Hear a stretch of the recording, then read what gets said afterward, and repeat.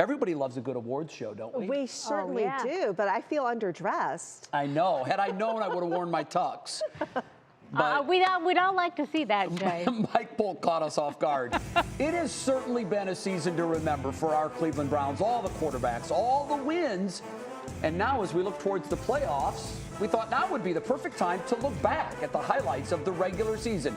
And what better way to do that than to give out some well-deserved awards with a Mike Polk Jr. twist. And here they are. Welcome, one and all, to the 2023 Browns Regular Season Awards, where we pay honor to those who went above and beyond. And before anyone says it, yes, I'm aware it is now 2024, but the entirety of the Browns regular season took place in 2023, with the exception of that last game, which I don't even recognize as having been a thing that happened. So this is more accurate. Let's get started. The award for Best Celebratory Post-Play Choreography goes to the entire defensive unit. You can't just reward one player here. They function as an ensemble. Next, the Best Dad Energy Award goes to Joe Flacco. From his muted fashion choices to his earnest goofiness to his corny dad-like greetings. Oh, here he is. Joey Flack's dad mojo is off the charts.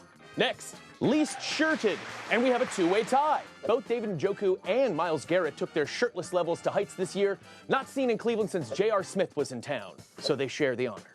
Most fun to say Browns player name. For the 5th year in a row, Sione Takitaki. That's Sione Takitaki. It's fun.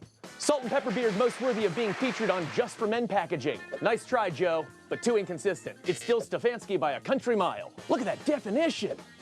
Next, the most Phil Dawson-like but still not Phil Dawson award goes to Dustin Hopkins. Dusty Hops did win us 4 games this year in the last minute. Now he just needs to do that for about a dozen more seasons to approach that Dawson stratosphere.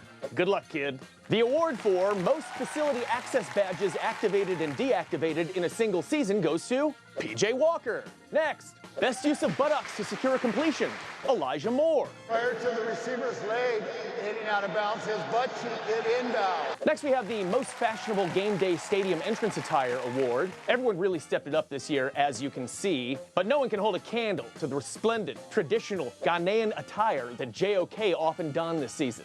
He wins, hands down. Best Browns Comeback Award, team category. Down 17-7 with just 55 seconds left, the Browns rally to beat the Bears at home. And finally, Best Browns Comeback Award, individual category.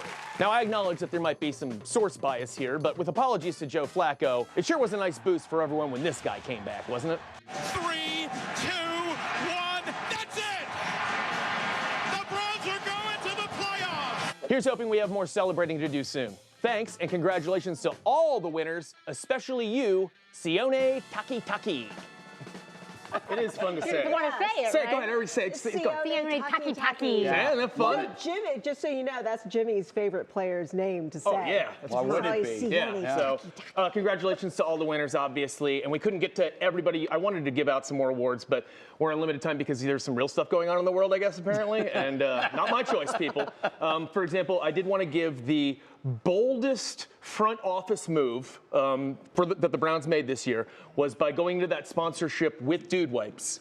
Because if we didn't have a good season, the memes would have been horrible. Yeah, you're right. It really would have shook us to the ground. If you don't know, Dude Wipes are a man's sanitary napkin of sorts for blotting and just cleaning up. Well, the Browns had a partnership with them all year. And if we would have had like a 3-14 record, can you imagine what the internet would look like right now? Yeah, wouldn't have been pretty. So anyways, congrats to the front office. Good move there. And congrats to all the winners.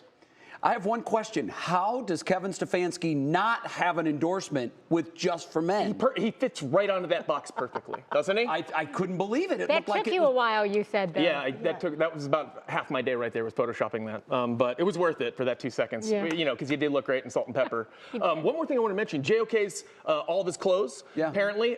Inside scoop, apparently a designer right here in Cleveland makes that stuff for him. All of his traditional African stuff. And so we're going to hopefully meet and talk with them later on this week. It's a great story idea. Yeah. So It is a we're gonna great do. story Yeah. idea. We'll look forward to that. Kudos, Mike, no one, and I mean this, no one does an awards show like you do. I appreciate Funny, it. quick. Wow.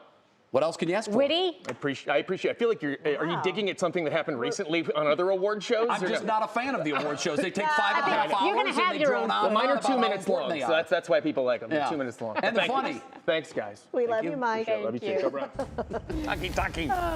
Taki. Taki. That's actually a song, too.